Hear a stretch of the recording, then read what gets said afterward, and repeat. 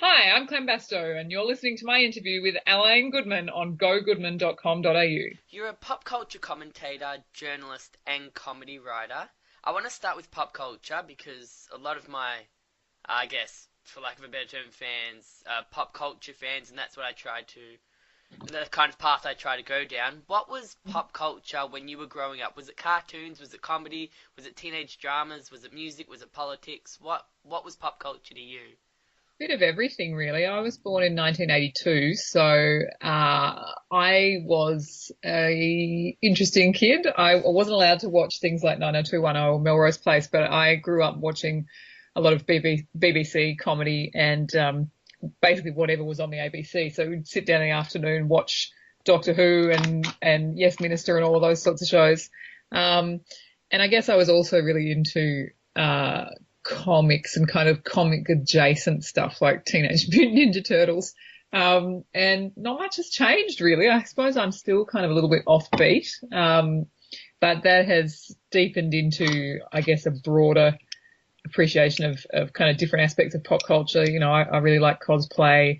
I'm obviously involved in the film world a lot, so a lot of movies and TV. And I'm also a huge pro wrestling fan, which is a very niche pop cultural thing to some people. But yeah, that's kind of my main interest these days. What does pop culture mean? It's something that I've thought about a lot lately. What does pop culture mean?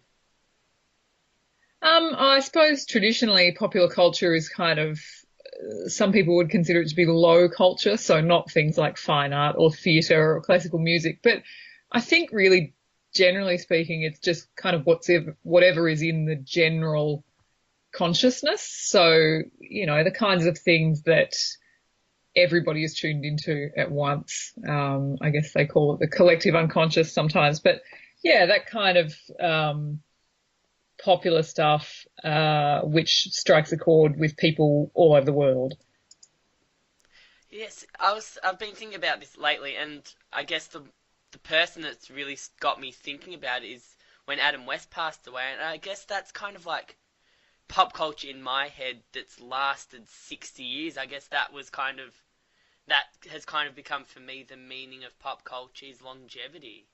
Yeah, I think so. And I think things too that have the ability to speak to different audiences, no matter, what country people are from, gender, race, sexuality, that kind of stuff. I think that's a big part of it as well. And you only need to go to something like Comic Con to see what a broad range of people are into things like comic books or games or cartoons. Did you go over the weekend? I volunteered there. Oh, it was the first year I haven't been able to go in a while, and I was really disappointed. But I'm definitely going to PAX. I don't like to go to conventions if I don't have a costume ready to go, and so this year I had to give it a miss. But yeah, PAX I'll be front and center definitely. You'll have to come visit me at PAX. I'm volunteering there too. We'll talk. Oh, excellent. What was a lot of the pop culture that you grew up with? Was it a lot of international content, or was there any Australian content that really meant something to you? There definitely was. Uh, I'm just trying to think. I mean, I didn't watch things like Home and Away or Neighbours, but there were shows like Secret Valley, which was was this great teens show with all these kids riding BMXs through the Australian countryside. That was pretty great. And I guess Australian music too, because I listened to a lot of radio, and that was, I don't know whether they had local content, quotas back in those days, but there was definitely a lot of Australian music on the radio and on the air. So that I think was a big part of it as well. What were your outlets for entertainment and pop culture growing up? There was obviously no social media or YouTube. Did you read a lot of magazines or watch a lot of TV? I watched a reasonable amount of television. I think I read a lot. I would often read the newspaper with mum and dad on the weekend. I guess radio was probably pretty big, and just the cinema. I think going somewhere like Greater Union, may it rest in peace, where you would get a sense of everything that was coming up. They'd have posters for things that were coming on in 6 months' time, and you would get hype for those things. Because I guess I wasn't really reading any trade magazines or things like pop culture mags like Fangoria or anything. So I really did just rely on kind of what I saw out and about. And I think that going to the movies was a big deal, and also going to the video shops. I was talking to Ah. mates the other day about how much we miss that aspect of videos and later DVDs, was that thing of going to the video shop and talking to whoever works there, and getting a sense of what was kind of coming out, and also discovering older stuff too. So I find a lot of the time now I'll go on Netflix and I tend to just watch things I already know. Whereas I feel like at the video store, I always had much more of a sense of adventure, and I would go and grab something from a section that I hadn't seen or heard of. And I'm hoping that the hipsters will bring video shops back. Surely it's next. I mean, they've done vinyl, they've done, just about everything else. I think video shops are just on the horizon. A Blu-ray store.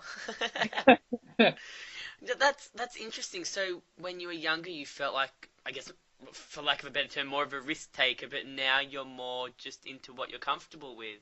Well, there was a great study done a couple of years ago. I think it was at maybe the University of Southern California, but they worked out that once you turn 33, I think it was 32 or 33, you really stop listening. This is particular to music, and they said you really stop listening to new stuff.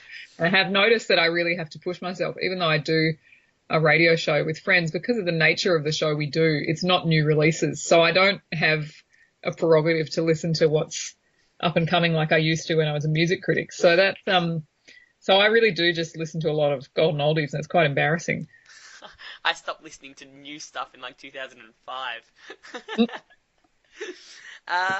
So how old were you when you started becoming an analyst of pop culture, so much so that you wanted to write about it?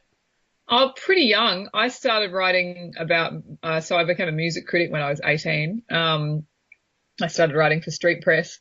So I think there had always been that tendency there. And when my mum moved house a couple of years ago, and so we went through all the old boxes of stuff, and I found a lot of my essays from like year 9 and year 10. And I think I was pretty switched on to it even then. A lot of my school projects, I would find a way to talk about popular culture or TV or film, even if it was in history class. So I think that has always definitely been there, but it wasn't until I kind of started reading more about cultural critics, and I suppose initially specifically music criticism.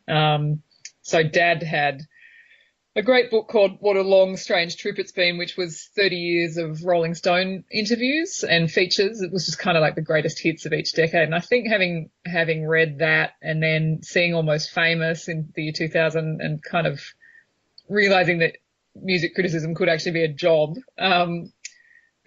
that was really what kind of kicked that off. And then through that process of writing about music, that kind of gradually spread to arts and film and TV, and here we are. But it wasn't until 2009 that I officially started writing about film and TV in terms of criticism, published criticism.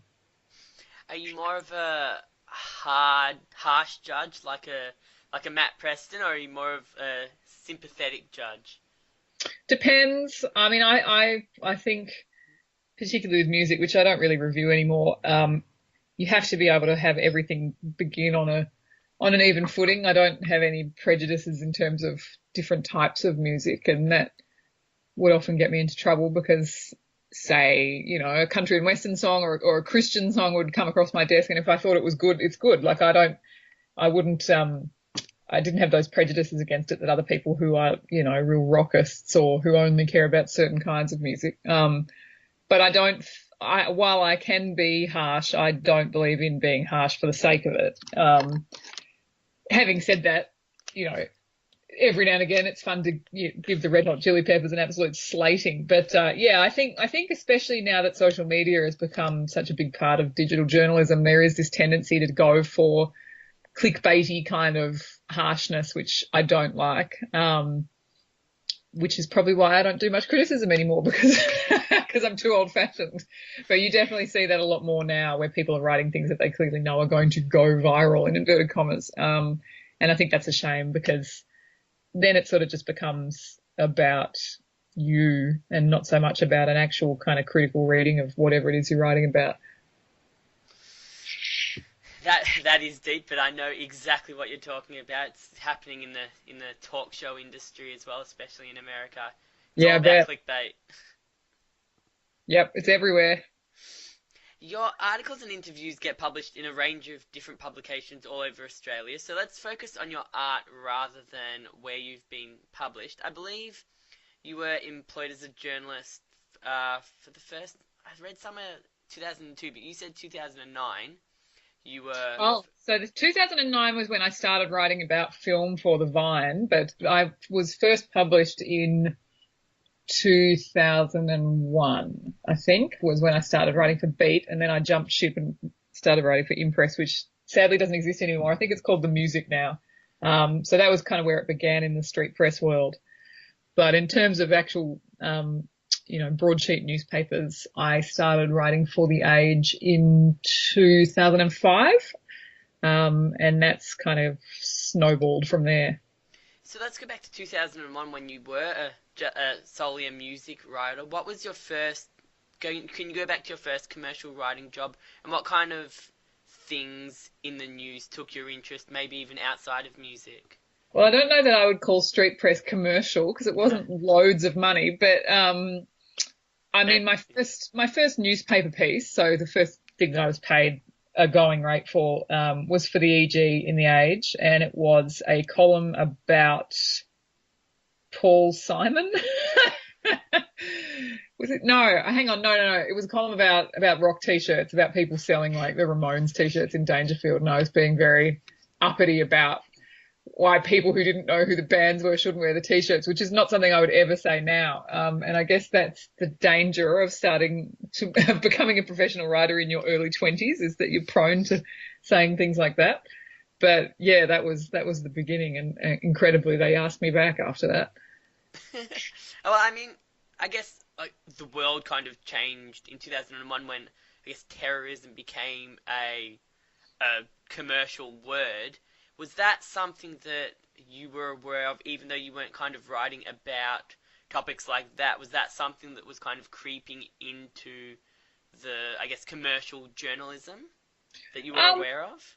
oh yeah, I was aware of it. Not anything that I was writing, but it was obviously, I think a lot of American cinema from 2001 onwards, probably for at least 10 years after that, was clearly dealing with the aftermath of 9/11, and sometimes very directly. There was a lot of imagery in action cinema for that decade, which was very obviously referencing things like the paper falling out of the Twin Towers. But no, I mean, it didn't affect anything I wrote. I kept all of the 9/11 newspapers for a long time. I don't know why. They were just piled up under my bed, and I realized it was probably bad feng shui, so I got rid of them all. But yeah, I mean, that you can't escape that. I think um, even though I was working within music, obviously I think it's important, no matter what your chosen area of interest is, as a writer, to keep your eyes open and be reading a lot of stuff at any given time.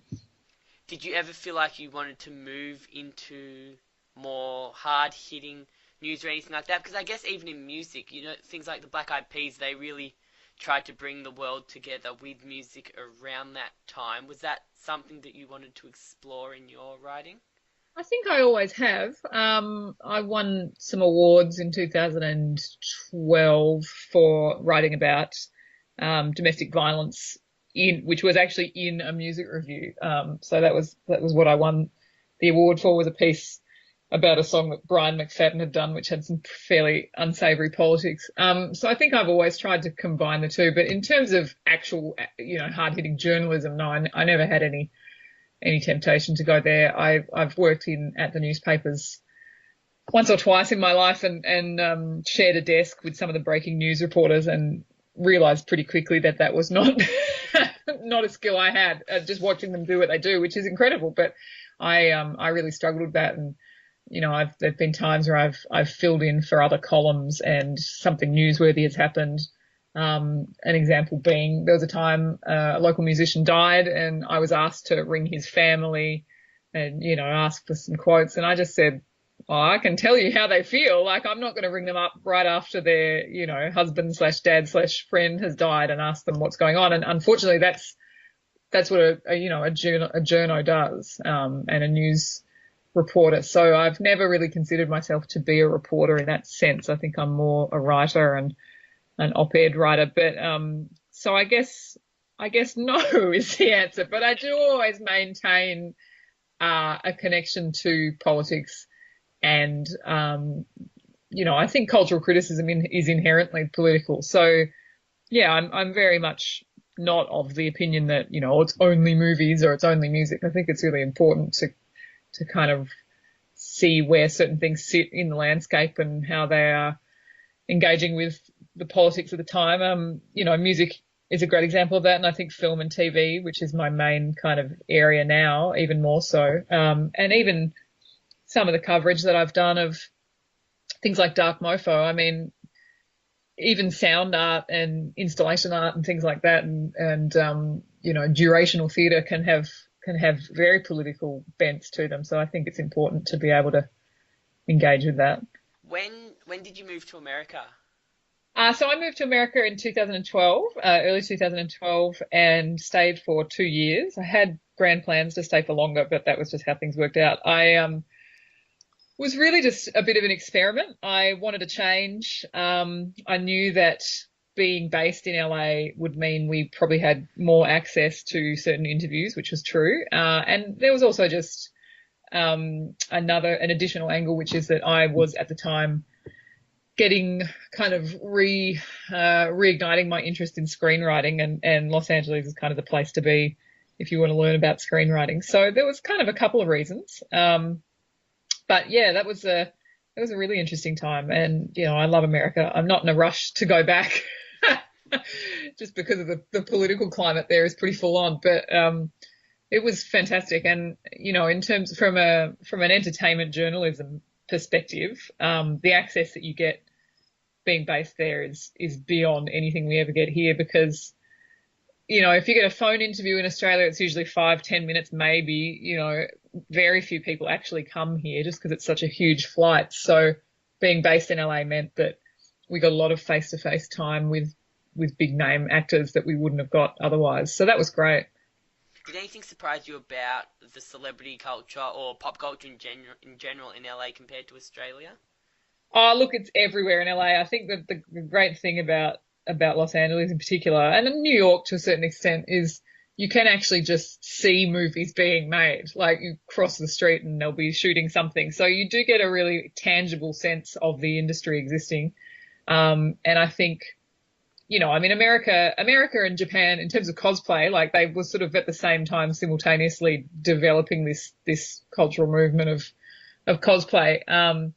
And they really, to go to San Diego Comic Con, it's just unlike anything in this world. I mean, PAX Oz is close. Like, I think of all the conventions that we have here, that's kind of the closest in scope to San Diego Comic Con. But I went every year from, I think, 2010, and there's just nothing like it. I think Americans are very, very passionate about popular culture. So much of it comes from there.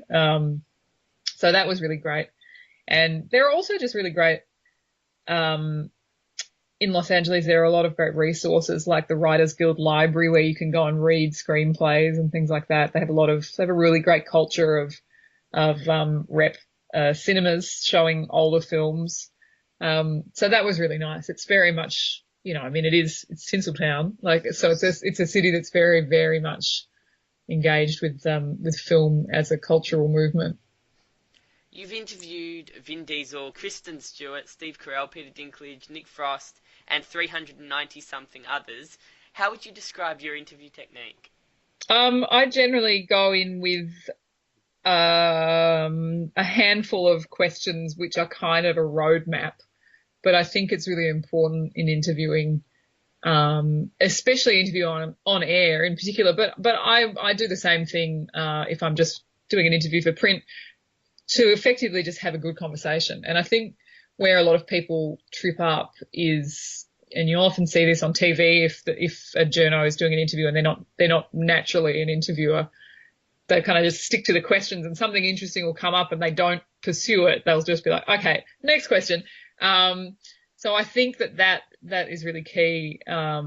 It's kind of about making the interviewee feel comfortable, but not to the point where they feel like you're going to be safe with them. But I think if you lead with generosity, you're more likely to be able to ask a so-called hard question and have them answer it. One thing I definitely saw on the press circuit in LA was journos who would just come in and straight off the bat ask something that we'd been asked not to ask. And you just derail the interview immediately. Like if somebody said she doesn't want to talk about, her husband, or she doesn't want to talk about this, that, and the other, you can respect that and still get some good material.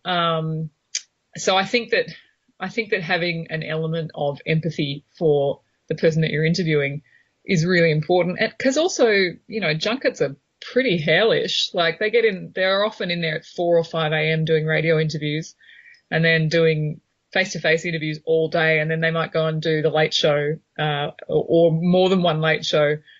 So it's a pretty heavy workload. If you can kind of find a way to stand out from the crowd a bit and kind of make it less awful for them, I think that always stands you in good stead. Do you have one specific interview moment that stands out to you that you can share from Oh, your look, experience? I think talking to Vin Diesel about Dungeons and Dragons was pretty special. Um, that was a roundtable interview, which are typically not the kinds of interviews where you really get any kind of personal insight, just because you're sitting there with 10 other journalists and you've probably got 10 minutes all up. But I knew that he was a big Dungeons and Dragons fan and a player from way back. And so I just knew I had to ask about it. And it was really great because I think initially he kind of looked at me like, oh, you've done your research. And then once I revealed to him that I also played D&D, we just had a really great nerd out for about 5 minutes, and I felt sorry for the other journalists because one of them just looked at me afterwards and said, were you guys even speaking English then? But that was great because he's, when you talk about celebrity D&D players, Vin Diesel is kind of the main man. So that was a bucket list tick off. You're also a comedy writer, and you've written shows and performed for the Comedy Festival here and all different TV shows. Did comedy writing come naturally to you, or did you kind of Yes. mold yourself around someone that you admired? Oh, look, I grew up reading and watching a lot of comedy, and especially British comedy, which is a very particular kind of tone.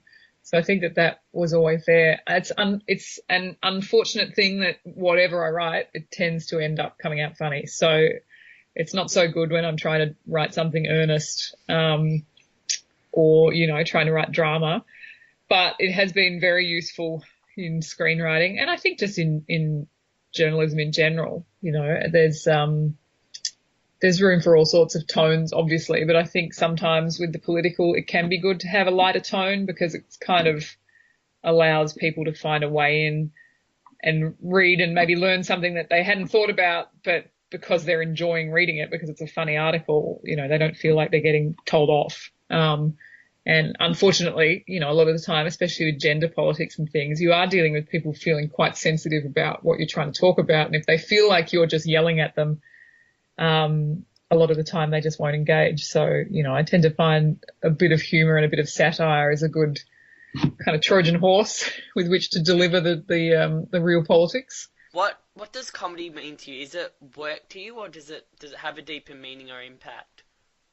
Oh, I think comedy is, a very important art form and typically a way to deal with the darker side of life, or it can be at its best. So I guess, yeah, I mean, but it's also just a natural thing to me. My family are very funny, that we've always expressed ourselves in that way. So it just kind of came naturally to me. But yeah, I think it's very important. What's the dream job? Um, I mean, I feel like I'm doing pretty well. Like I've really only started screenwriting, taking that seriously in like 2011, and I've got a film in development. I'm developing a TV show and have had some other screenwriting work. So I feel pretty stoked that I'm at this point, at this stage in my career. So it can only get better from there. But yeah, I think the dream would be, to be a showrunner, to have my own show on TV. Everybody likes the idea of the mythical high 6-figure script sale, but unfortunately, that doesn't tend to happen very much in the comedy world. So I'm kind of pretty happy with where I am at. If I can continue to build on what I've got on the go so far, I think things will turn out quite well. And the last topic I cover with everybody is, do you remember when social media came into the game? Unfortunately, yes. Yeah, I mean, it's become a huge thing. I've really pulled back. I disagree that it's necessary to be on social media for professional reasons these days.